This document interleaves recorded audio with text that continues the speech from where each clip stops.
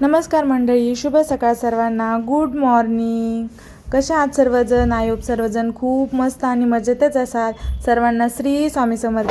Sheetal Darade YouTube चॅनलमध्ये सर्वांचं मनापासून स्वागत. तर इथं 4:30 पावणे 5 वाजत आले होते. तर मी उठले होती की कालच्या व्हिडिओमध्ये म्हणले होतं का उद्या काहीतरी स्पेशल आहे. तर आज आहे सत्यनारायणची पूजा. तर त्याच्यासाठी मग मी इथं उठली होती लवकर, कारण गुरुजींनी टायमिंग दिला होता 7 वाजताचा. बाकी तयारी तर मी सगळं करूनच ठेवली होती रात्रीच. पण मग सकाळी म्हणले क्लिनिंग वगैरे करावं, तर मग फरशी वगैरे पुसली, झाडून व्यवस्थित काढलं आणि इथं व्यवस्थित थोडंसं केलं होतं. आणि त्याच्यानंतर गॅलरीचा दरवाजा पण उघडून दिला आणि गॅलरीमध्ये पण थोडंसं काम होतं, ते व्यवस्थित सगळी गॅलरी पण साफ करून ठेवली, कारण पूजा इथंच मांडायची होती. आणि मग गॅलरी ट्रान्सपरंट दरवाजा असल्यामुळे सगळं बाहेरचं दिसत होतं. मग गॅलरी वगैरे क्लीन केली. पाहू शकतो तुम्ही, इतका काळोख होता, अंधार होता, कारण तेव्हा आय थिंक 4:30 वाजले होते. आणि मग म्हणलं घेऊ पटपट आवरून. पाणी पण ठेवलं होतं तापायला, कारण गुरुजींनी सांगितलं होतं टायमिंग 7 वाजताचा. तर म्हणलं आपण आपली तयारी करून घ्या, कारण मला पंचामृत पण बनवायचं होतं, प्रसाद पण बनवायचा होता. मग मी लागली झाडू मारून घेतला. त्याच्यानंतर मग इथं मी सगळीकडून पुसून वगैरे घेतलं व्यवस्थित. कसं मग पूजा मांडायला पण आपल्याला चांगलं वाटतं. तसं मी रात्री आवरून ठेवलं होतं, पण मग सकाळी परत म्हणले थोडंसं आवरून घ्यावं. त्याच्यानंतर मग व्यायाम वगैरे झालता. तर मग इथं मी गरम पाणी पित होते बसून शांतपैकी. झोपच आवरत नव्हती आहो मंडळी. भरपूर असं लवकर उठल्यामुळे ना डोळे असे झाकत होते लय. नमस्कार मंडळी, श्री स्वामी समर्थ सर्वांना. शुभ सकाळ. तर आता सकाळचे वाजले 7 आणि आज आहे सत्यनारायणची पूजा. तर त्याच्यासाठी मी आवरून वगैरे सगळं ठेवलेलं आहे पूजाचं वगैरे. तर मी आज आहे ना पूजेसाठीचं प्रसाद बनवणार आहे, जो की स्पेशल असतो. तर मी त्याची रेसिपी पण तुम्हाला सांगणार आहे. तर तो प्रसाद कसा बनवला जातो काय, तर पंचामृत वगैरे तर बनवून झाले, बाकी सगळी ऑलमोस्ट तयारी झालेली, फक्त आता प्रसाद बनवायचा बाकी आहे. तर तो मी तुम्हाला बनवून दाखवते, तुम्ही व्हिडिओला कंटिन्यू. तर मी प्रसादासाठी इथे ना रवा भाजून घेतला होता. त्याच्यानंतर दूध घेतलं होतं गरम करून, 1 वाटी साखर, तूप आणि ड्रायफ्रूट घेतले होते. आणि त्याच्यानंतर मी इथं पातेलं पण ठेवलं होतं तापायला. तर मी ज्या वाटीने 1 वाटी साखर घेतली ना, तर त्याच वाटीने 2 वाटी रवा घेतलेला आहे आणि 1 वाटी तूप आणि 2 वाटी भरल आय थिंक ते दूध, म्हणजे जसं काय अर्धा लिटर दूध. त्याच्यामध्ये पाणी अजिबात नाही वापरायचं, कारण प्रसादाच्या शिऱ्याला आहे ना पाणी नाही वापरते असं मी ऐकले.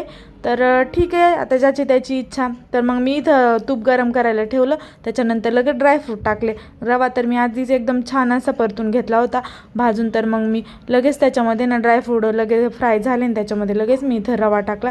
आणि रवा पण पूर्ण असा मिक्स केला, कारण आधी तर भाजलेला होता.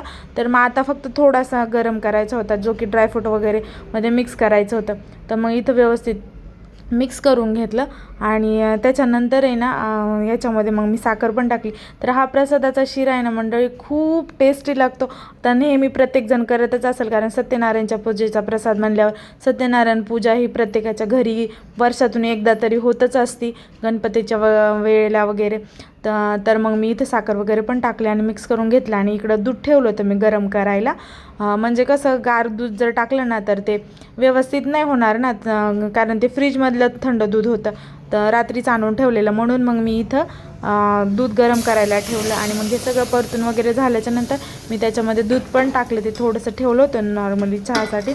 बाकी मग मी टाकून दिलं सगळं अर्धा लिटर दूध आणि व्यवस्थित एकदम असं मिक्स करून घेतलं. तर आता नाही ते पातळ वाटत असेल तुम्हाला, पण हे एकदम आहे ना छान होईल, कारण आहे ना थोडंसं ते रवा शिजायला पण आहे ना दूध लागतं. मग मी सगळं मिक्स करून घेतलं आणि त्याच्यानंतर मग मी इथं झाकण ठेवलं होतं. तर 3 ते 4 मिनटंच फक्त ठेवायचं आहे. तो पण गॅस आहे ना तो कमी करायचा आहे. त्याच्यानंतर विलायची टाकायची होती मला, म्हणून मी इथं पोळपाट वगैरे घेऊन ती विलायची बारीक केली. त्याच्यानंतर मग इथं विलायची पण टाकून दिली. तोपर्यंत एकदम छान असा प्रसाद झाला होता. झाकण ठेवलं होतं तर इतका छान खमंग वास येत होता. मला तर हा प्रसाद खूप आवडतो. आणि त्याच्यानंतर मग आणि मेन म्हणजे या प्रसादामध्ये खास गोष्ट म्हणजे काय राहते, तुळशीचे पानं. त्याच्यामुळे तर अजूनच वेगळीच टेस्ट लागत राहते. तर मग इथं मिक्स वगैरे केलं आणि मग मी गेली होती तुळशीचे पानं आणण्यासाठी.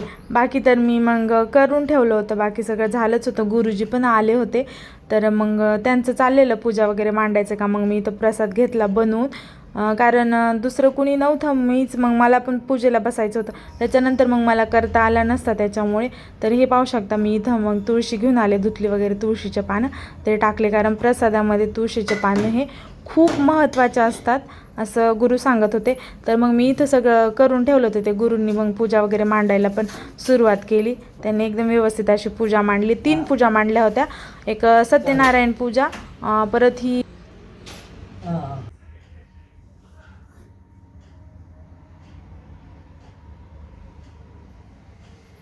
तर नमस्कार मंडळी, श्री स्वामी समर्थ. सकाळी खूप घाईघाईने आवरलं. तर सत्यनारायणची पूजा होती आणि ती दुसरी एक उदक शांती म्हणून ती पण शांती होती. तर ती पूजा तर काढली आहे. ती सत्यनारायणची पूजा ठेवायला सांगितली त्यांनी एक दिवस. तर भरपूर अशी धावपळ झाली. काल पण मी म्हणलेली का उद्या आमच्या घरी काहीतरी स्पेशल आहे. तर पूजा होती सत्यनारायणची. तर तुम्हाला हा व्हिडिओ कसा वाटला तर मला नक्की कमेंटमध्ये सांगा. व्हिडिओला लाईक, शेअर आणि सबस्क्राईब करत जा. तर सत्यनारायणची पूजा म्हटल्यावर उखाणा तर हा व्हायलाच पाहिजे. तर मी छान असं उखाणा घेते. रामाने आणले रामफळ, सीतेने आणले सीताफळ. रामाने आणले रामफळ, सीताने आणले सीताफळ. लक्ष्मणाने आणले चुडे. रवींद्ररावांचं नाव घेते सत्यनारायणाच्या पूजेच्या पुढे. तर नक्की व्हिडिओला लाईक, शेअर आणि सबस्क्राईब करा. भेटूया नवीन व्हिडिओ सोबत. तोपर्यंत बाय बाय. परत एकदा सर्वांना श्री स्वामी समर्थ.